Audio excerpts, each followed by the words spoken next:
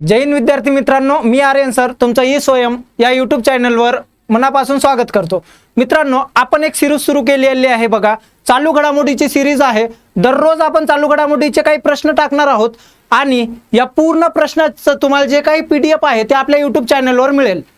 मित्रांनो, परीक्षा कोणतीही असो, MPSC असो किंवा तुमची पोलीस भरती असो किंवा लिपिकच्या परीक्षा असो, कोणत्याही परीक्षेला चालू घडामोडी या विषयावर हमखास प्रश्न विचारले जातात।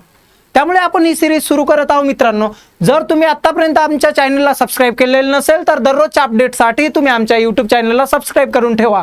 चला तर मग मित्रांनो, आजचा आपला पहिला प्रश्न आहे बघा, दिनेश त्रिवेदी यांची कोणत्या पदावर नियुक्ती झालेली आहे?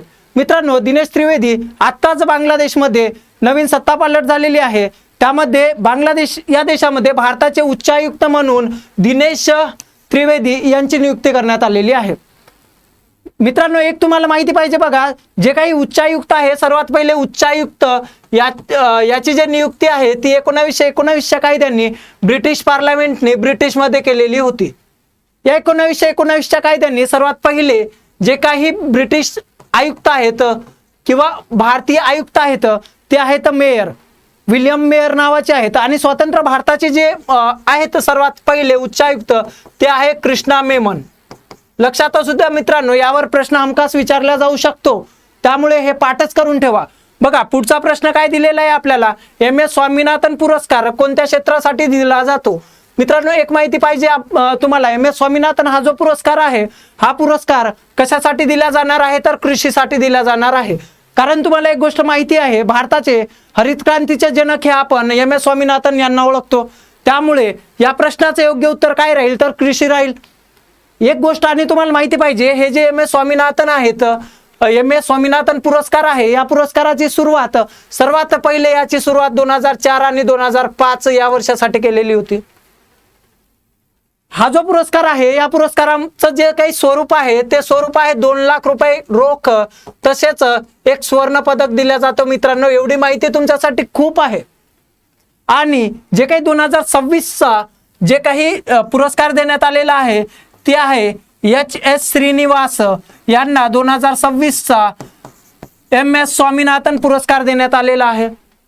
आगामी काळाच्या भरतीसाठी नाव लक्षात असू द्या, CH श्रीनिवास यांना MS स्वामीनाथन 2026चा पुरस्कार देण्यात आलेला आहे।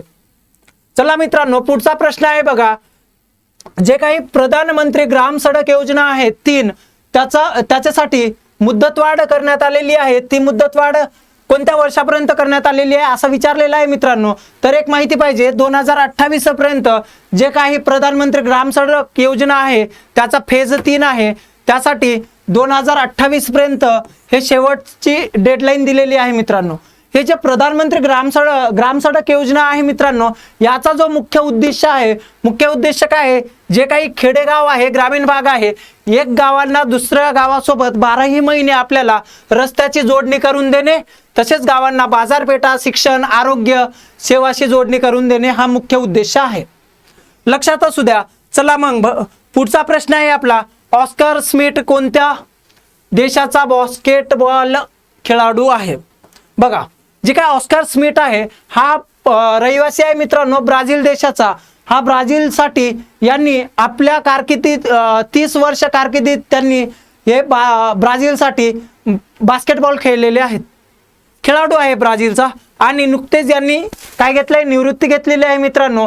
यांनी ऑलिम्पिकमध्ये 1000पेक्षा जास्त गोल आपल्या ब्राझील देशासाठी केलेले आहेत। यांनी MBA जो एक व्यावसायिक बास्केटबॉल जो एक स्पर्धा आहे MBA, यामध्ये त्यांनी आपल्या देशासाठी खेळण्यास म्हणजे MBA मध्ये न खेळण्यास त्यांनी देश प्रथम आणि MBA नंतर असं सांगितलंय मित्रांनो, म्हणून त्यांनी देशासाठी खेळले, MBA मध्ये त्यांनी नाही म्हटलेलं होतं। पुढचा प्रश्न आहे मित्रांनो बघा, पुढचा प्रश्न काय आहे, भारताचे पहिले शिलालेख संवर्धन उद्यान कुठे उभारण्यात आलेले आहे? तर मित्रांनो, लडाख देश लक्षात राहू द्या।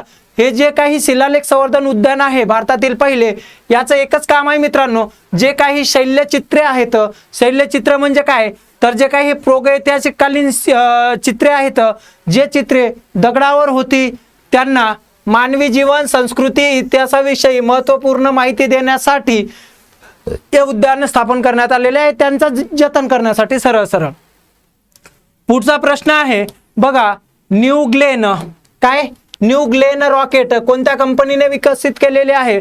मित्रांनो, न्यू ग्लेन जे रॉकेट आहे हे ब्ल्यू ओरिजिन या नावाच्या कंपनीने विकसित केलेले आहे. हे जे ब्ल्यू ग्लेन आहे मित्रांनो, हे ब्ल्यू ग्लेन याचा वापर काय या रॉकेटचा?